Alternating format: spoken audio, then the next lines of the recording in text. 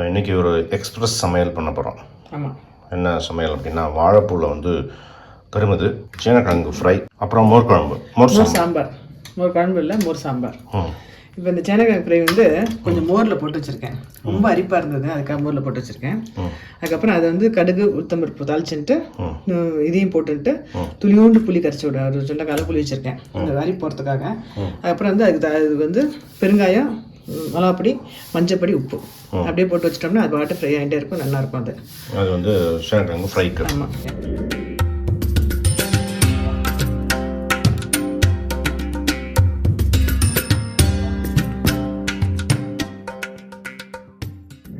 இது வந்து நறுக்கி இது கல்லன் விட்டு எடுத்து வச்சிருக்கேன். இப்போ நறுக்கிட்டு கடுகு உளுத்தம்பருப்பு போட்டு இதையும் பிழிஞ்சு போட்டுட்டு தேங்காய் போட்டுருவேன். ஓகே. அது வந்து ஒரு பெரிய பூ வச்சிருக்கேன், ஒரு பாதி பூ எடுத்துருக்கேன். பாதி வடை பண்ணிட்டேன், பாதி இருக்குது. அந்த பாதியில் சும்மா நறுக்கி போட்டுட்டு தேங்காய் போட்டுருவேன். தேங்காய் போடணும்.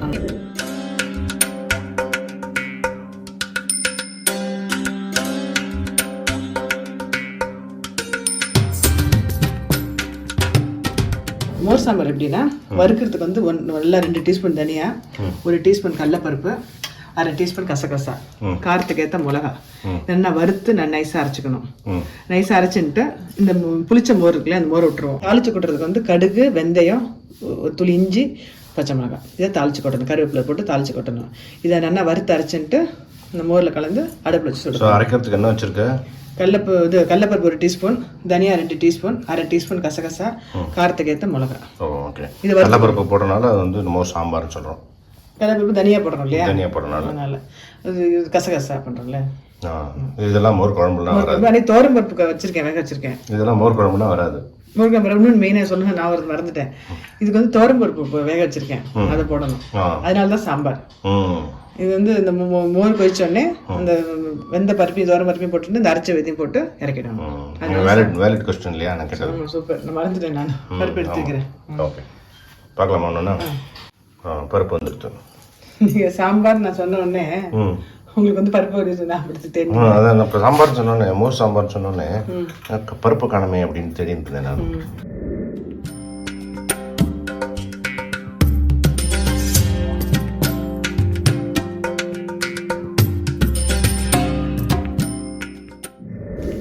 கடுகு போட்டிருக்கேன். எதுக்கு? சேனக்கிழங்கு ஃப்ரையை ஃபஸ்ட்டு அது பாட்டு ஆயிட்டுருக்காதுக்காக. நீங்கள் இப்போ இந்த மோர் சாம்பாருக்கு பேர் வச்சு சாம்பாருக்கு பருப்பு காணுன்னு சொன்னீங்கல்ல, அதை பார்க்கவே எனக்கு ஞாபகம் இருக்கு. ஸ்ரீரங்கம் இருக்கு இல்லையா, இந்த ஸ்ரீ, அது என்ன தமிழ் வார்த்தையா இல்லை? அது என்ன, அது வந்து சொல்லுங்க. ஆனால் சில சமயம் திருவரங்கம் அப்படிங்கிறோம் நம்ம. ஸோ எனக்கு அது வந்து அதை பற்றி கொஞ்சம் சொல்லுவாங்க. ஓகே. இது வந்து பெருங்காயம், கொஞ்சம் வந்து மிளகாப்பொடி, மஞ்சப்பொடி, உப்பு, அவ்வளோதான். அது போட்டுட்டு புளியூண்டு வந்து புளி வச்சுருக்கேன். சொண்டக்காய் அளவுக்கு புளி இருக்கு இல்லையா, அதை அரிக்கிறதுனால அதை விட்டுட்டு ரொம்ப ஜலம் ஜாஸ்தியாகக்கூடாது, ரொம்ப இதாகிடும். கொஞ்சம் ஃப்ரை ஆகணும்னா ஜலம் கொஞ்சமாக தான் இருக்கணும். ஜலத்தை விட்டுறேன் நான். விட்டுட்டு அப்படியே அடைப்பேன், அப்படியே பச்சை இருக்க வேண்டியதான், அது பாட்டு ஆகிடும். ஒரு 1/2 கிளாஸ் ஜலம் வச்சுருக்கேன், அவ்வளோதான். மோர் சாம்பாருக்கு சும்மா இந்த மிளகா அதெல்லாம் கொஞ்சம் சூடு பண்ணிக்கிறேன். ஏன்னா கசகசாலாம் அப்போ தான் வறுபடும். எல்லாத்தையும் சூடு பண்ணிட்டு மிக்சியில் ஜலம் விட்டு நான் நைஸாக அரைச்சிக்கிறேன். இந்த மோர் இருக்கு இல்லையா, இந்த மோரை விட்டுக்கலாம். கொஞ்சம் புளிச்ச மோர் இல்லை, புளிப்பு பிடிக்கும்னா புளிச்ச மோர் எடுத்துக்கலாம். புளிப்பு வேண்டாம்னா நார்மல் மோர் எடுத்துக்கலாம். இந்த மோர் வந்து கொஞ்சம் அப்படியே லேசாக கொதி வரும்போது இந்த வெந்த பருப்பு அரைச்சி பருப்பு போட்டுருவேன். மீன் டைம் நடுவில் என்ன பண்ணுறேன்னா, இங்கே தாளிச்சுட்டுறேன் தனியாக. கடுகு, வெந்தயம், பச்சை மிளகாய், இஞ்சி. மோர் சாம்பார் எப்பயோ ஒரு வாட்டி பண்ணி காமிச்சிருக்கேன். காயில்லா சமையலில் பண்ணி காமிச்சிருக்கேன்னு நினைக்கிறேன். அப்படியா? அடிக்கடி பண்ணுவேன். இப்போ என்னென்னா, இந்த குளிர் காலத்தில் மோர் சாப்பிட முடியாது, கோல்ட் ஆகிடும் இல்லையா. ஸோ அந்த மாதிரி டைப்பில் இந்த மாதிரி மோர் சம்மந்தப்பட்டு நம்ம எதாவது பண்ணியிருந்தோம்னு வச்சுக்கோங்க, உடம்பு சூடாகாது. மோர் சேர்த்து இந்த மாதிரி ஆகிடும். மோர் சேர்த்து நம்மளுக்குலாம் மோர் சாப்பிடாம கஷ்டமாக இருக்கும். இப்போ இந்த குளிரில் சாப்பிட முடியல, அதுக்காக இந்த மாதிரி பண்ணிட்டோம்னா மோர் சேர்த்து நல்லா இருக்கும். இப்போ இது இதாக இருக்கு.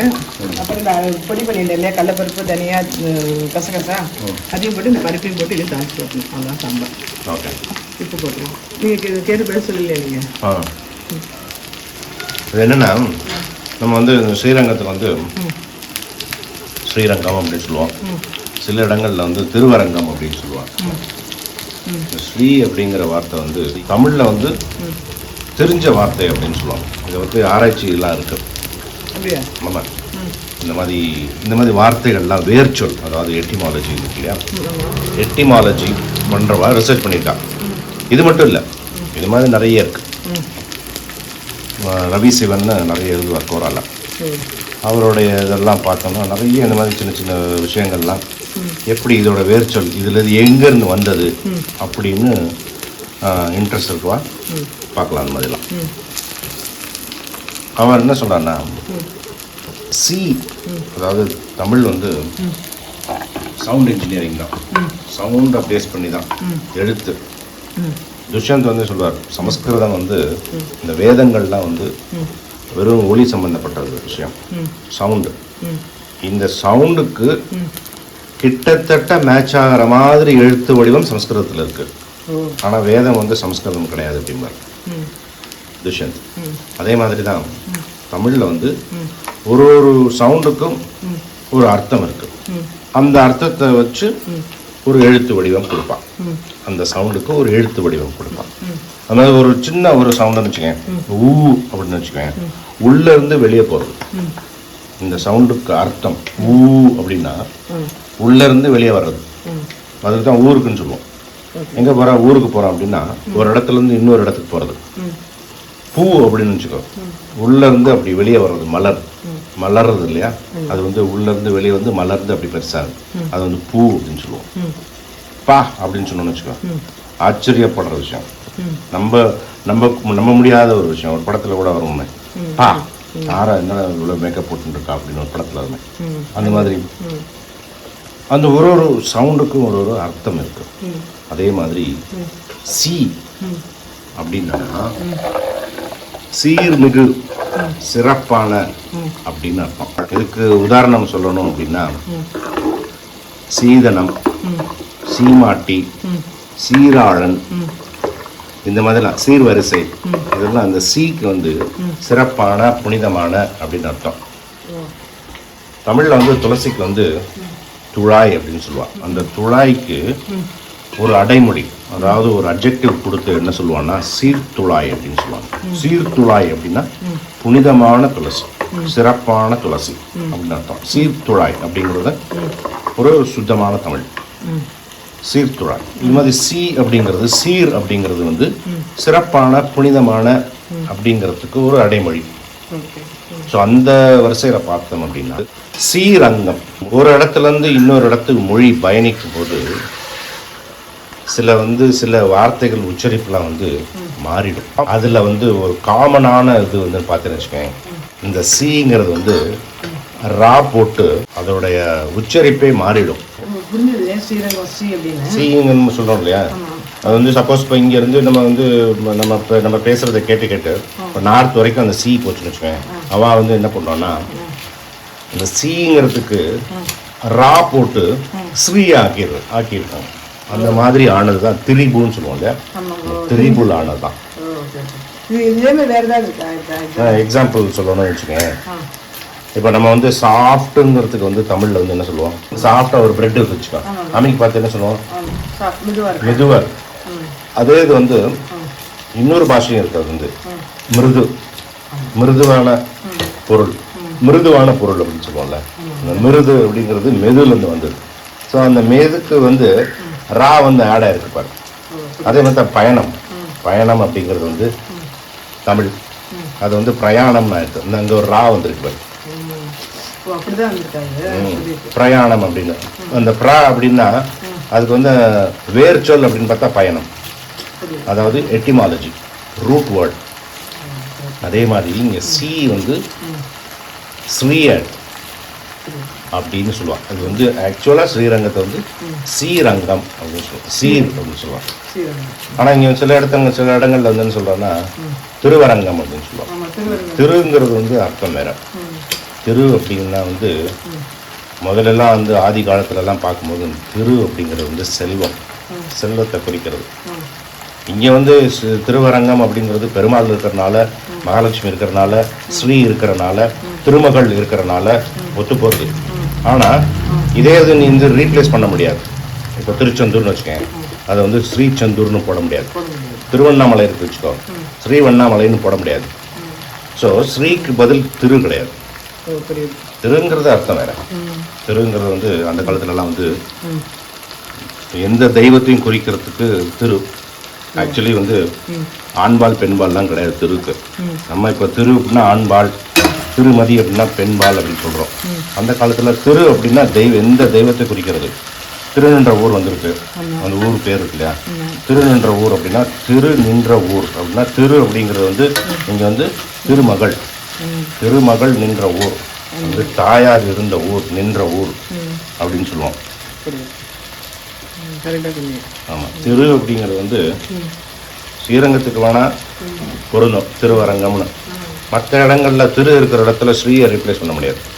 ஸோ ஸ்ரீரங்கத்துக்கு வந்து ஆக்சுவலாக பார்த்தோம்னா ஸ்ரீரங்கம் அப்படின்னு சொல்லலாம். இதெல்லாம் ரிசர்ச் பண்ணிப்பேன். ரவி சிவன் இந்த மாதிரி தமிழில் சந்தேகம் இருந்துன்னு வச்சுக்கேன், நான் அவருடைய ஆராய்ச்சி கட்டுரைகள் எல்லாம் படிப்பேன். அதே மாதிரி சம்ஸ்கிருதத்தில் அவனுக்கு வேணும் அப்படின்னா துஷ்யந்த் ஸ்ரீதர், வெங்கடேஷ்ஜி, இவ்வாழ்தெல்லாம் பார்க்கலாம், புரிஞ்சுக்கலாம். கொஞ்சம் வருது இல்லையா, ஆஃப் பண்ணிடுறேன். இது இன்னும் கொஞ்சம் வேகணும். நான் அப்படி அடுப்பில் சிம்மில் வச்சுருக்கேன். இன்னும் கொஞ்சம் ஜலம்லாம் போய்ட்டு நல்லா வச்சுருக்கேன். ஆஃப் பண்ணதுக்கப்புறம் அப்படி கொஞ்சம் இருக்கிறேன்.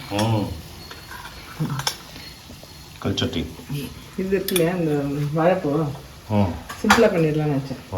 வாழைப்பூ கறிமது ரொம்ப ஆக்சுவலாக நல்லது. இப்போ வாழைப்பூ வந்து முருகாய் ஒரு சமையலே வாழைப்பூ போட்டிருக்கோம். ஆமாம், இது வந்து மெனோபாஸ் சைடுக்குள்ள லேடிஸ்க்குலாம் அவ்வளோ நல்லது. இது ஆமாம், எல்லாருமே சாப்பிடலாம். வடை பண்ணலாம், இந்த மாதிரி பொருத்தல் பண்ணலாம். வாழைப்பூ வடை ரொம்ப நல்லா இருக்கும். பண்ண நேற்று பண்ணேன். ஆக்சுவலி இது இந்த வீடியோ இருக்குது, அது லிங்க் வேணா கொடுங்க. வாழைப்பூ சமையல். ஆமாம் சமையல். ஆக்சுவலி ஸ்ரீரங்கத்துல எல்லாம் நீ சொல்வதுன்னா வாழைப்பூலாம் அப்படியே கல்லெல்லாம் எடுத்து கொடுப்பான். விற்கிறவா வந்து வச்சுட்டு 10 ரூபா 20 ரூபான்னு சொல்லுவாள்.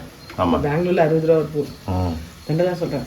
ஆனால் நல்லது. அது மாதிரி அது எங்கள் ஊரில் இருக்கவெல்லாம் அது மாதிரி ஆஞ்சு கொடுக்குறா.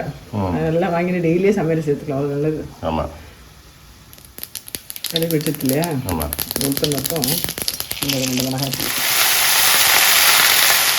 மஞ்சப்பொடி, உப்பு போட்டுறேன். வேகத்தை கொஞ்சம் ஜலம் விட்டுருவேன், வெந்துட்டு இருக்கட்டும். அப்புறம் தேங்காய் அரைச்சி போடுறேன். நீங்கள் சொல்கிற மாதிரி தான் ஆயிரத்தி தோணுது. இந்த பாட்டியில் வந்து ஸ்ரீரங்கம் அப்படிலாம் சொல்லுவாங்க. சீர்வரிசை அந்த ஸ்ரீரங்கம் எப்படி சொல்லாலே நினச்சிப்பேன். அந்த காலத்துலலாம் ஸ்ரீரங்கம் தான் சொல்லுவாங்க. இப்போ தான் ஸ்ரீரங்கம், இப்போ தான் வந்து மாடர்னாக வந்து ஸ்ரீரங்கம் அப்படின்னு சொல்கிறோம். ஸ்ரீங்கிறது அவருடைய ஆராய்ச்சி பிரகாரம் பார்த்தோம்னா திரிபுது திரிஞ்ச சொல்றது ஸ்ரீரங்கம். சரி, கொஞ்சம் ஜலம் விட்டுருக்கேன். ஓகே, இந்த உப்பு போட்டு மஞ்சப்பொடி போட்டு ஜலம் விட்டுருக்கேன். இது என்ன வேகட்டும். வந்தோடனே ஒரு தேங்காயில் துளியூண்டு இஞ்சி போட்டு அரைச்சி விட்டுருவேன். இந்த தோற்பா இருக்கு இல்லையா, சக்கரை வெங்காயம், துளியூண்டு இஞ்சி, அது இஞ்சி தேங்காயும் திருவி போட்டுடணும். இப்போ நீ கேட்கவே இல்லையே, மோர் சாம்பாருக்கு காய் ஒன்றும் போடலையே. காய் தான் ஒன்றும் இல்லை. அதுதான் நீ பரங்கிட்டு அப்படி கட் பண்ணி வச்சுருக்கேன். அதை வேக வச்சு அப்படியே போட்டுருவேன். ஓகே, வாழைப்பூ வேகிறதுக்கு கொஞ்சம் நேரம் ஆகும். கொஞ்சம் நேரம் ஆகும். தேங்காய் இஞ்சியும் போட்டிருக்கேன். அதை போட்டுருவேன். இது கூட நல்லா வெந்துருக்கு. நல்லா வந்து இப்படி ஒன்று வேக வச்சோம்னா நல்லா மொறுன்னு உருளைக்கிழங்கு பொறுத்தெல்லாம் பண்ணுவோம்ல, அது மாதிரி ஃப்ரை ஆகிடும். வேகத்தில் ஜனம் காரம்லாம் போயிடும். காரம்லாம் போயிடும். இன்னைக்கு பரங்கிக்காய் போட்டனால இன்னைக்கு வந்து அறுசுவை தளிகை ஆயிட்டு. உப்பு, காரம், புளிப்பு, இனிப்பு, துவர்ப்பு இது இருக்குது வாழைப்பூ. காரத்துக்கு வந்து சேனக்கிழங்கு இருக்குது, இனிப்புக்கு பரங்கிக்காய், உப்பு புளிப்பு இருக்குது, அறுசுவை அறுசுவை தளிகை. இப்படி சூப்பர். உங்களுக்கு பேர் வைக்கிறதுல உங்களை கேட்கணும்.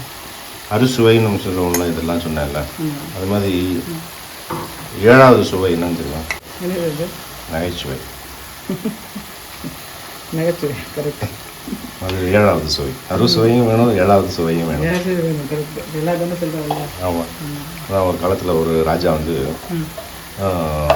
மந்திரிகள்கிட்டலாம் கேட்டாராம், இந்த லோகத்திலேயே ஒரு சிறந்த உணவு எது, எனக்கு யாராவது இந்த சிறந்த உணவை கொடுக்க முடியுமா, அப்படி கொடுக்குறவாளுக்கு ஒரு பொன்முடி அப்படின்னு சொல்லிடுவான் ராஜா. எல்லாரும் தலை பிச்சுப்பான், என்ன பண்ணுறது, விருந்து என்ன மாதிரி விருந்து கொடுக்கலாம் ராஜாக்கு அப்படின்னு யோசிச்சுட்டு இருக்கும்போது யாரோட இதுவும் வந்து ஒரு உலகத்திலேயே சிறந்த உணவாக எதுவுமே வந்து அவளுக்கு படலை. அப்போ அவர் வந்து அங்கே வந்து ஒரு மந்திரி வந்து என்னால் கொடுக்க முடியும், உலகத்திலேயே ஒரு சிறந்த உணவு உங்களுக்கு கொடுக்க முடியும், ஆனால் அது நம்ம ஊரில் கிடையாது. அதுக்கு கொஞ்சம் தூரம் போகிற மாதிரி இருக்கும், நீங்கள் ரெடினா வாங்க, நான் கூட்டின்னு போகிறேன் அப்படிம்பார். சரின்னு சொல்லி பட்டாளத்தோட ராஜா மந்திரி எல்லாரும் குதிரையில் கிளம்போம்.